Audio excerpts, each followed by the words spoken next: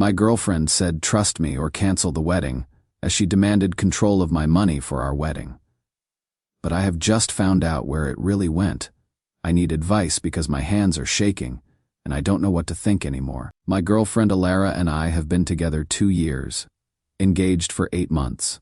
When we got engaged, she suggested combining our finances to streamline our future. She has a business degree. I work in construction, so it felt natural to let her handle everything. My paycheck goes into a joint account she manages. Every week she gives me $50 for personal expenses while she covers bills, savings, and wedding costs. She showed me spreadsheets and charts, and I honestly felt proud of how responsible we were. But today, everything fell apart. After work, I tried buying $30 of groceries and our card got declined twice. I ended up using the emergency $20 in my wallet. When I called the bank, the system said our account was overdrawn by $347. Last week, Alara showed me over $15,000 in savings and at least $2,000 in checking, so it made no sense. Driving home, I thought maybe fraud or a bank error, but when I walked in, Alara was at the kitchen table surrounded by spreadsheets as usual, managing finances for not just us, but other couples too. "Hey babe," I said, setting down the grocery bag. "Weirdest thing happened. Our card got declined at the store, and the bank says we are overdrawn. Is there some kind of mistake?" The change in her demeanor was instant. She looked up from her laptop with this expression I had never seen before, like a deer in headlights but also annoyed. "What do you mean overdrawn? That is impossible." "I know, right? That is what I thought. The automated system said we are negative $347. Maybe someone got our card number?" She immediately got defensive in a way that caught me off guard. "There is no way we are overdrawn. I manage our accounts perfectly. You must have misheard the amount, or called the wrong number, or something." Her voice had this edge to it that I wasn't used to hearing. "I called the number on the back of our card," I said, "and I double-checked the account number. It definitely said we are overdrawn." "Well, there is obviously some mistake," she said, closing her laptop a little too quickly. "I will handle it tomorrow. These things happen with banks sometimes." I nodded, but something about her reaction felt off. In 8 months of managing our money, she had never mentioned any bank errors or problems. Usually she was excited to dig into financial details with me, but now she seemed like she wanted to end the conversation as quickly as possible. That is when I noticed her phone on the table next to her laptop. It kept lighting up with notifications, constant buzzing and flashing. I could see app names I didn't recognize, and what looked like trading or investment apps with red numbers. "Your phone's going crazy," I said. "Everything okay?" She glanced at the phone and immediately flipped it face down. "Just work stuff, nothing important." Then she quickly changed the subject. "How was your day? You look tired." But I had seen enough of those notifications to know they weren't work-related. They looked like alerts from trading apps or investment platforms. Numbers in red, which usually means losses. My stomach started churning. I tried to shake the feeling, but it lingered. All evening, I kept noticing things I brushed off before: how fast she shut her laptop when I came close, how her phone always lay face down, how the wedding stress she mentioned lined up with the hushed calls that ended the second I walked in. By the time we went to bed, the unease was eating at me. This is the woman I'm supposed to marry in 4 months. She's been in charge of our money, showing me neat spreadsheets and talking about savings milestones, and yet I am questioning her over what might be a bank glitch. Still, I can't ignore it. 8 months of living on $50 a week while she controls everything. 8 months of trusting numbers I can verify. 8 months of blind faith in her updates. Today made me realize I don't actually know what's happening with our finances. Maybe I am paranoid. She loves me. She's planning our future, and she's shown me proof that we resaving. But I have no way of checking it myself. Am I wrong for wanting to log in and see the accounts directly? I feel guilty even thinking it, but the pit in my stomach won't go away. What would you do? Edit. Some people are asking why I agreed to this arrangement in the first place. Honestly, it felt like being a good partner and showing complete trust. She presented it as something successful couples do, and I wanted to prove I was all in on our relationship. Plus, She genuinely seemed excited about optimizing our finances and building our future together. Update 1, I can barely type this. My hands are still shaking from what I discovered today, and I feel like my entire reality has collapsed. Thank you to everyone who commented on my original post. You helped me realize I wasn't being paranoid, and that I had every right to see where my own money was going. Yesterday, after I posted, I couldn't sleep. I kept thinking about that declined card, Alara's weird defensive reaction, and those constant notifications on her phone. Every time I tried to convince myself I was overreacting, I would remember something else that seemed off in hindsight. So this morning, I waited until we were both having coffee and approached it as gently as I could. I told her I had been thinking about our conversation yesterday and that I wanted to understand our complete financial picture better as we got closer to the wedding. I said I wasn't questioning her management. I just wanted to be more involved and informed. Her reaction was immediate and intense. Why are you questioning me now? I have been handling everything perfectly fine for 8 months. We are saving more money than most couples make in a year. I tried to stay calm and explain that it wasn't about questioning her. It was about me wanting to be more engaged with our finances as we planned our marriage, that I should understand our accounts and budgets too. If you don't trust me to manage our money, she said, and her voice was getting louder, maybe we shouldn't be getting married. Trust is supposed to be the foundation of a relationship. Trust me or cancel the wedding. That stung, because trust was exactly why I had given her complete control in the first place. But I held firm. I said I did trust her, but that trust should go both ways. She should trust me to handle seeing our financial information. She stared at me for a long moment, and I could see something like panic flashing across her face. Fine, she said finally, but you are going to feel really stupid when you see how well I have been managing everything.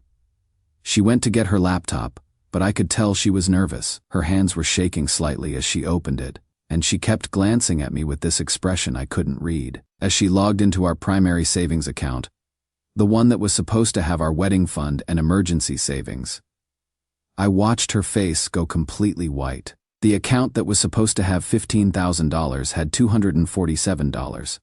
I stared at the screen, not understanding what I was seeing.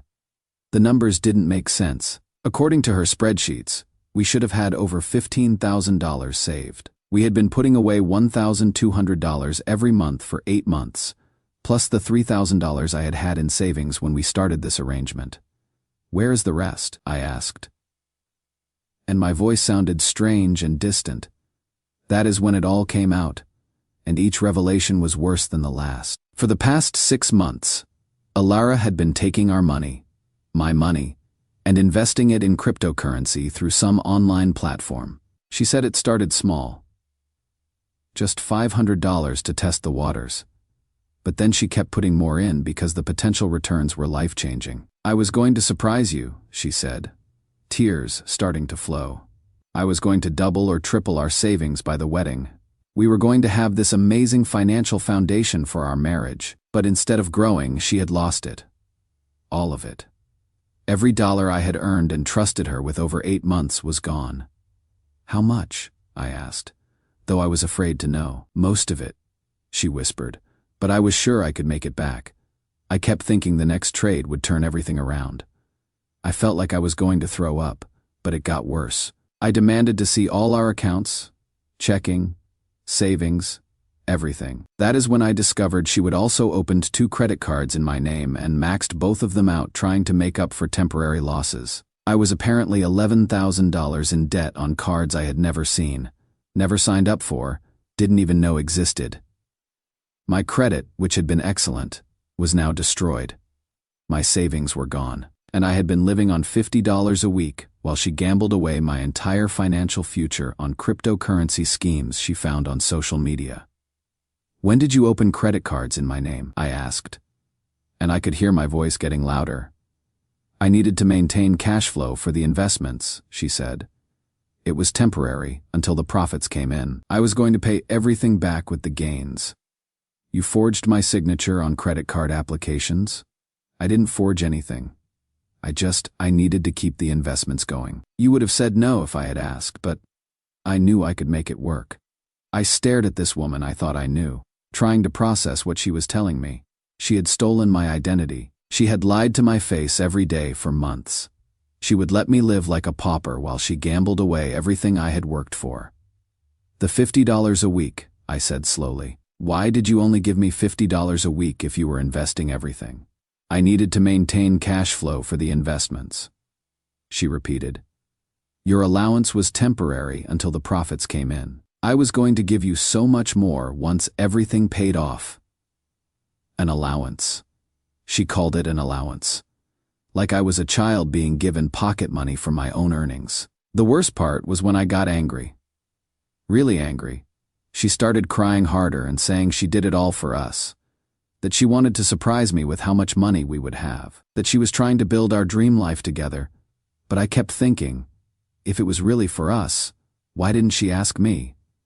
Why didn't she include me in any decisions about my own money? Why did she let me live on $50 a week while having access to everything I earned? Why did she forge documents in my name? The answer was obvious, even though I didn't want to see it. It wasn't for us. It was for her. Her excitement about managing finances, her spreadsheets, her control over every dollar. It was never about building our future together. It was about having complete power over our resources so she could gamble without anyone stopping her. I couldn't even look at her anymore. The crying, the apologies, the justifications, none of it could change what she had done. She would systematically betrayed my trust and destroyed my financial life while making me feel grateful for the privilege. I moved my remaining $247 to a new account that only I control, packed a bag, and I am staying at my friend Jonas's place. I cannot be in the same room with her right now. I don't even know where to begin fixing this. My credit is destroyed. My savings are gone. The wedding deposits are paid for with money that no longer exists. And the person I trusted most in the world has been lying to my face for months while stealing my financial future. Edit. Yes, I am looking into legal options. Opening credit cards in someone else's name is identity theft, even if you are engaged to them.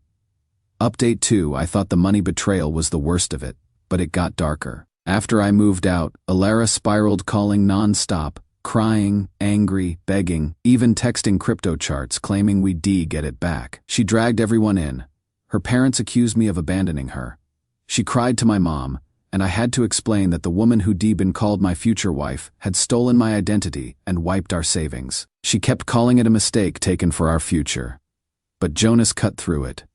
This was T1 bad call. This was months of lies, forged signatures, and deliberate theft. I hired a lawyer, filed police reports, and picked up extra shifts to pay off the debt she made in my name. Exhausting. But at least I was regaining control. Then tonight she showed up at my door, hand on her stomach, visibly pregnant. She came in, sat down, and said, I am 3 months pregnant. We having a baby. I froze. 3 months means conception roughly when she was burning our money and opening the second card in my name. Is it mine? I asked, and I could hear how flat and distant my voice sounded. She immediately started crying. How can you ask me that? After everything we have been through, after 2 years together?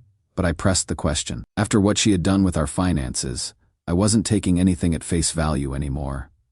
Alara, is the baby mine? More crying, more deflection. I cannot believe you don't trust me. I came here to tell you we are going to be parents, and you are questioning whether it is yours. Answer the question. She was quiet for a long time, and I could see her calculating, trying to figure out which answer would get her what she wanted. Finally, she admitted the truth. The baby isn't mine. She has been having an affair for 4 months. Since February. The father is someone named Marcus, who she met through the cryptocurrency community. He is the one who initially introduced her to the investment platform where she lost all our money. They started talking online about trading strategies, then met in person, and eventually started sleeping together. But according to her, he is not ready to be a father and has completely ghosted her since she told him about the pregnancy 2 weeks ago. His phone number is disconnected, he has deleted his social media accounts, and he has basically disappeared rather than deal with the consequences of getting her pregnant.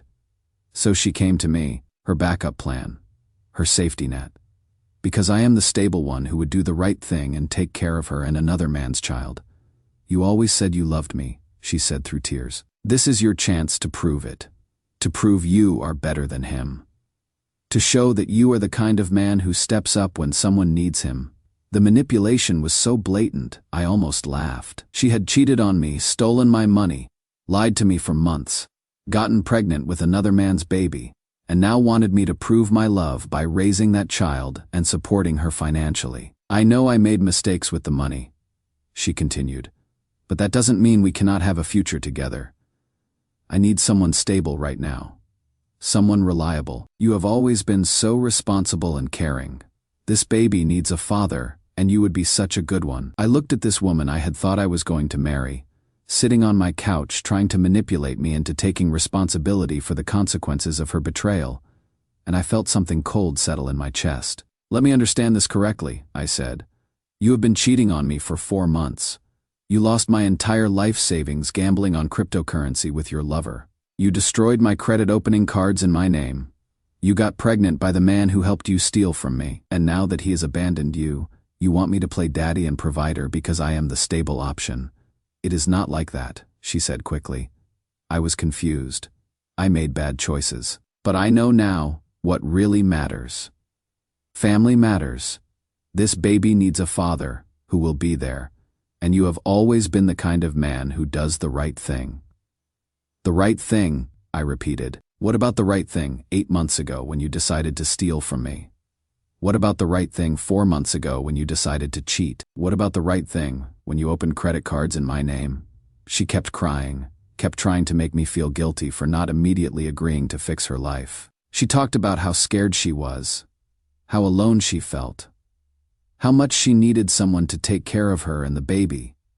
She said her parents were disappointed in her and not very supportive. She said she had no money, no job, and nowhere else to turn. But all I could think about was sitting in that grocery store parking lot 2 weeks ago, feeling embarrassed because my card got declined while she was at home gambling away my future and sleeping with another man. I did love you, I told her, but I love myself too much to let you destroy what is left of my life. I walked to the door and opened it. You cannot just abandon me, she said, not moving from the couch. I am pregnant. You cannot just walk away from someone who needs help. You already walked away, I said. You walked away from our relationship when you decided to steal from me. You walked away from our future when you started sleeping with someone else. You walked away from any claim on my support when you lied to me for months. Now I am just making it official. She sat outside my apartment building for 2 hours, crying and occasionally calling my name. She has been texting me since, alternating between begging, anger, and threats. Her parents have called me twice today, saying I am a heartless man who abandons pregnant women, and that I should think about what kind of person I want to be. Some mutual friends are messaging me saying I should at least help her out, that she is in trouble and needs support. A few people have suggested that even if the baby isn't mine, I should consider stepping up because that is what good men do. But I am done. I gave her everything. My trust, my money, my future, my love, and she turned it all into lies and betrayal. She is not asking me to help her because she loves me. She is asking because her first choice abandoned her and she needs someone to clean up the mess she made. I will not be anyone's backup plan, especially not someone who has already destroyed my life once. Edit. For those asking, yes, I am getting tested for STDs. If she was cheating for months while we were together, I need to know my status. Final update, it has been a week since Alara showed up at my apartment pregnant, asking me to be her safety net after destroying my life. And I wanted to give a final update. This community helped me see clearly when I was drowning in manipulation and gaslighting, and you deserve to know how this ended. The aftermath has been intense and exhausting, but also clarifying in ways I didn't expect. Alara has tried everything to get me back. She has shown up at my work site 3 times, causing scenes in front of my coworkers and supervisors. The first time, she just cried and begged me to talk to her. The second time, she brought ultrasound photos and tried to make me feel guilty about abandoning a baby. The third time, security had to escort her off the property. She has had friends and family members call me constantly. Her mother showed up at my apartment building yesterday morning, waiting in the parking lot to ambush me on my way to work. She cornered me between cars and gave me a 20-minute lecture about how I am destroying an innocent woman's life and how I am not the man she raised her daughter to think I was. The conversation with her mother was actually enlightening, though, when I explained exactly what Alara had done: the systematic lying, the identity theft, the gambling away of my life savings, the affair. Her mother's response was telling. She made some mistakes, her mother said, but she needs someone stable now. She needs someone who can provide for her and the baby. You claim to love her. Notice how even when confronted with the full truth, it was still my responsibility to fix things. Alara's actions were just mistakes, but my refusal to be her backup plan made me the villain. Her father called me later that day with a different approach. He offered to work out a payment plan for the money she had lost. He would help her pay me back over time if I would take her back and help raise the baby. When I pointed out that she had stolen my identity and committed actual crimes, he said, "We don't need to involve lawyers. This is family business." Even her own parents see her as someone who needs to be managed and cleaned up after, rather than someone who should face consequences for her choices. But the most manipulative part has been Alara's escalating threats. When begging didn't work, she started threatening to tell everyone what kind of man I really am. She said she would tell people I abandoned a pregnant woman, that I was controlling with money, that I was emotionally abusive and manipulative. Yesterday, she actually posted on social media about being abandoned by her partner during pregnancy, without naming me directly, but in a way that made it clear to anyone who knows us. The post got dozens of sympathetic comments from people who don't know the real story, calling her brave and strong and condemning the unnamed man who left her in her time of need. Seeing that post was actually freeing, though. It confirmed everything I had realized about her character. Even now, facing the consequences of her own choices, she was more focused on managing her image and manipulating sympathy than taking any real responsibility. My friend Jonas has been incredible through all this. When I showed him the social media post and told him I was starting to doubt myself again, he said something that really stuck with me. "Dude, look at her actions, not her words. She had 8 months to tell you the truth about your own money. She chose to lie every single day. She had 4 months to tell you about the affair. She chose to keep cheating. She had weeks to tell you about the pregnancy. Instead, she only came to you when her first choice abandoned her. That is not love. That is using you as a backup plan." He was absolutely right. If she would truly loved me, she would have included me in major financial decisions instead of secretly gambling with my future. She wouldn't have been sleeping with another man while planning our wedding. She wouldn't have let me live on $50 a week while she spent my money on God knows what. And she sure as hell wouldn't have shown up pregnant asking me to play father to another man's child. The hardest part has been accepting that the woman I thought I knew never really existed. The responsible, loving partner I fell for was just a mask hiding someone who saw me as a resource to be managed and exploited. For 8 months, I thought we were building a life together. In reality, she was systematically stealing from me while planning her exit strategy with another man. But I am rebuilding, and it is going better than I expected. The lawyer says I have a strong case for the identity theft charges. The credit card companies are working with me since I have police reports and evidence that I didn't open the accounts. It will take time, but my credit can be repaired. I picked up a second job doing weekend construction work, and I will have the debt she created paid off within 18 months if I stay disciplined. I found a small studio apartment I can actually afford on my own. It is not fancy, but it is mine, and nobody can gamble it away or use it as collateral without my knowledge. Most importantly, I am learning to trust myself again. For months, I accepted living on $50 a week because she convinced me it was responsible. I accepted having no access to my own money because she made it sound like trust and partnership. I almost accepted taking responsibility for her pregnancy and affair because she made it sound like proving my love. Never again. I know what real partnership looks like now, and it is not secret decision-making, financial control, and emotional manipulation. If your partner controls your finances for your own good, if they give you an allowance from your own earnings, if they make major financial decisions without including you, these are red flags, not signs of love. I am 29, financially devastated, and starting completely over, but I am free. And I would rather be broke and free than financially stable and trapped with someone who sees me as an ATM and backup plan instead of a partner. As for Alara, I heard through mutual friends that she has moved back in with her parents. The father of her baby apparently has no intention of being involved and has possibly left town entirely. She is facing single motherhood with no savings, no job skills beyond managing other people's money, and parents who are more focused on finding her a new provider than helping her develop independence. I genuinely feel bad for the kid who is going to grow up in that mess. But I am not responsible for fixing problems I didn't create, especially not for someone who destroyed my trust and my financial life so completely. The engagement ring has been returned to the jeweler. The joint accounts are closed. The wedding venue has been notified. I am sleeping through the night for the first time in months. Sometimes the best thing you can do for someone who is drowning is refuse to let them drag you down with them.